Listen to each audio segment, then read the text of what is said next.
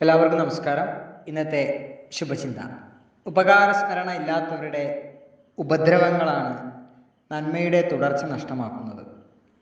പരസ്പര ബന്ധിതമാണ് ഓരോ ജീവനും. സ്വാശ്രയരായി ആരുമില്ല. എല്ലാം എന്തിനെയെങ്കിലും ആശ്രയിക്കുന്നുണ്ട്. ആശ്രിതർ വരുത്തിയ കേടുപാടുകളാണ് ആശ്രയം നൽകിയ പലരുടെയും അന്ത്യം കുറിച്ചത്. സഹായിച്ചവർ തിരിച്ചു നൽകിയ നിന്ദകൾ മാത്രം കൊണ്ട് സ്വാർത്ഥരായി മാറിയവരുമുണ്ട്. ആരുമില്ലാത്തപ്പോഴും അർഹതയില്ലാത്തപ്പോഴും അത്താണിയാകുന്ന ചിലരുണ്ട്. അവർക്കുള്ള സമർപ്പണം കൂടിയാകണം പിന്നീടുള്ള ജീവിതം. ആശ്രയമാകുന്നവർക്കെല്ലാം പകരം നൽകാൻ കഴിഞ്ഞെന്നു വരില്ല. പക്ഷേ തണലേകുന്നവൻ്റെ തണ്ടു മുറിക്കരുത്.